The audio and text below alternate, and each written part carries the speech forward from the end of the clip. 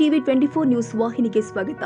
ಕೊಪ್ಪಳ ಜಿಲ್ಲೆ ಕುಕನೂರು ತಾಲೂಕಿನ ಮಂಗಳೂರು ಗ್ರಾಮದ ಭಗವಾನ್ ಶ್ರೀ ಮಹಾವೀರರು 2624ನೇ ಜಯಂತ್ಯೋತ್ಸವ ಆಚರಿಸಲಾಗಿದೆ. ಜೈನ ಬಸದಿಯನ್ನ ಹೂವಿನ ಅಲಂಕಾರದಿಂದ, ವಿದ್ಯುತ್ ದೀಪಗಳಿಂದ, ಮಾವು ತೆಂಗು ತೋರಣಗಳಿಂದ ಅಲಂಕರಿಸಿ ಜೈನರ ಸಂಪ್ರದಾಯದಂತೆ ಬೆಳಗ್ಗೆ ಅಭಿಷೇಕ, ಪ್ರಾರ್ಥನೆ, ಮೆರವಣಿಗೆ, ಜ್ಞಾನ ಕಾರ್ಯಕ್ರಮದಲ್ಲಿ ತೊಡಗಿ ಜಯಂತಿಯನ್ನ ಆಚರಣೆ ಮಾಡಲಾಗಿದೆ.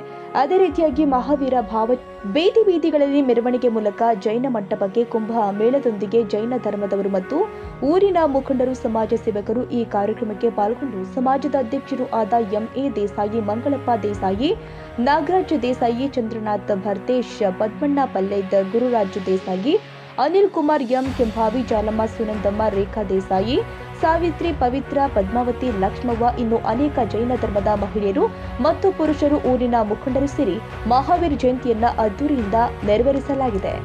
ಜೈನ ಧರ್ಮದ ಅನುಯಾಯಿಗಳಿಗೆ ಮಹಾವೀರ ಜಯಂತಿ ಬಹಳ ವಿಶೇಷವಾದ ಹಬ್ಬ. ಪ್ರತಿ ವರ್ಷ ಚೈತ್ರ ಮಾಸದ ಶುಕ್ಲ ಪಕ್ಷದ ತ್ರಯೋದಶಿ ದಿನದಂದು ಮಹಾವೀರ ಜಯಂತಿಯನ್ನ ಆಚರಿಸಲಾಗುತ್ತೆ. ಈ ವರ್ಷ ಏಪ್ರಿಲ್ 10ರಂದು ಆಚರಣೆ ಮಾಡಲಾಗುತ್ತೆ. ಆಚರಣೆ ಹೇಗೆ, ಆಚರಣೆಯ ಮಹತ್ವ ಏನು ಎಂಬುದರ ಬಗ್ಗೆ ಇಲ್ಲಿ ವಿವರಿಸಲಾಗಿದೆ. ಹಿಂದೂ ಕ್ಯಾಲೆಂಡರ್ ಪ್ರಕಾರ ಮಹಾವೀರ ಸ್ವಾಮಿಯು ಕ್ರಿಸ್ತಪೂರ್ವ 599ರಲ್ಲಿ ಚೈತ್ರ ಮಾಸದ 13ನೇ ದಿನ ಬಿಹಾರದ ಕುಂದ ಗ್ರಾಮದಲ್ಲಿ ರಾಜ ಮನೆತನದಲ್ಲಿ ಜನಿಸಿದ್ರು ಎಂದು ಹೇಳಲಾಗುತ್ತೆ. ಅವರ ಬಾಲ್ಯದ ಹೆಸರು ವರ್ಧಮಾನ್. ಅವರು 30ನೇ ವಯಸ್ಸಿನಲ್ಲಿ ಸಿಂಹಾಸನವನ್ನ ತ್ಯಜಿಸಿ ಆಧ್ಯಾತ್ಮಿಕತೆಯ ಮಾರ್ಗವನ್ನ ಅರಸಿಕೊಂಡ್ರು. ಏನು ಮಹಾವೀರ ಜಯಂತಿಯನ್ನ ಭಾರತದಲ್ಲಿ ಮಾತ್ರವಲ್ಲದೆ ಪ್ರಪಂಚದಾದ್ಯಂತ ಇರುವ ಜೈನ ಸಮುದಾಯದವರು ಆಚರಿಸುತ್ತಾರೆ ಎಂದು ಎಂಎ ದೇಸಾಯಿ ಅವರು ಮಾತನಾಡಿದರು. ಕನ್ನಡಿಗರ ಮೆಚ್ಚಿನ ನಿಮ್ಮ ಟಿವಿ 24 ಕನ್ನಡ ನ್ಯೂಸ್ ವಾಹಿನಿ ಇದೀಗ ಟಿವಿಯಲ್ಲಿ ಲಭ್ಯ.